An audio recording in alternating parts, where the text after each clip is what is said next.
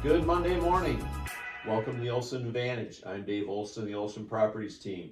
Today we're with Rob Davis with Guaranteed Rate, and we're going to dive into comparing the 2008 housing market to what we're currently going through now. Rob, welcome back. Thanks for being here. Thanks, Dave. I appreciate it.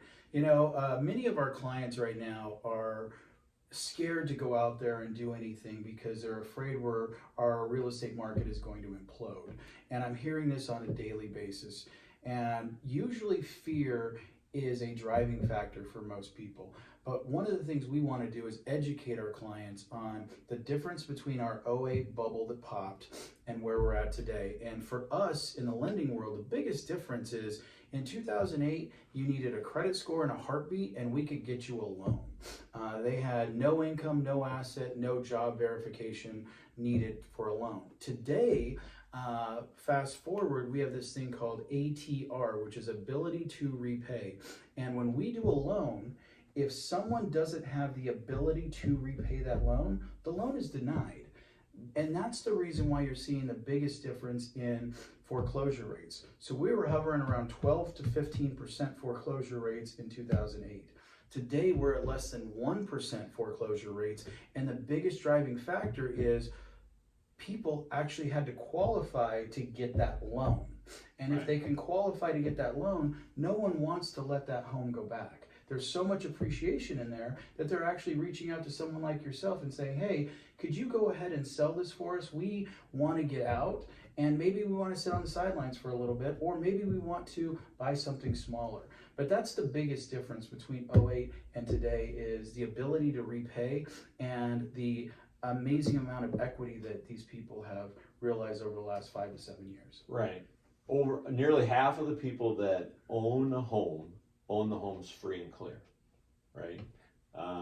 And a significant percentage of the people that own a home right now have interest rates below 3.5%, and they're treating them more like an asset than ever, right? They're going to sit on those. They may not change or they may not move. Plus, to your point, the average person in the United States has over $140,000 in equity. So a much more stable market. We don't have people buying homes speculatively. My wife and I were in a new construction mode when we went through the '08, and a lot of the people that were standing in line with us to buy a home were buying the home with no intention of ever even moving into the house. I mean, they're sharing these stories with us, and that they were simply going to buy the house, wait till the house was done, and then stick a sign in the yard. And there were thousands of people here in the valley that were doing that, and unfortunately, that was a big part of the problem that we went through. And there's none of that right now. Correct. To your point, right? You're going to have to occupy the home.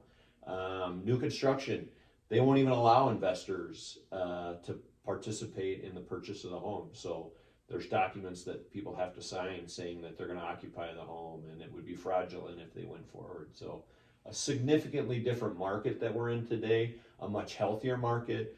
Here in Phoenix, our job market is significantly more robust and diverse. All you have to do is drive around and look for all the cranes that you see in the air, jobs and help wanted everywhere. And unfortunately, in a lot of places, you can't even get service because there's just a lack of people. They estimate there's 5 million jobs available across the country. Unfortunately, where the people are that need the jobs are not necessarily where the jobs are, or they're not qualified for the jobs, which can be a challenge. But Phoenix is very healthy right now. We have a lot of jobs, and none of us that are close to it, and if we really pay attention to the metrics, would feel that we're going to be in another housing bubble. Could we see a little bit of a correction? Possibly. We had a substantial run up in the last 3 years. People's homes have, in some cases, come close to doubling, which is crazy, and it's not healthy. But we might see a little bit of a pullback, but certainly not a bubble. We appreciate you being here today, Rob, sharing your information. And again, we have 2 more videos that we're going to do. We're going to talk specifically about the 2-for-1 buy down, which is very appealing for buyers in this market and dealing with things like interest rates in the short term. And then we're also going to look out at the forecast and touch on what some of the economists are saying. Again, if you have any questions about anything we talk about, please please don't hesitate to text the word answers to 59559. That's the word answers to 59559. Thanks so much and have a great week.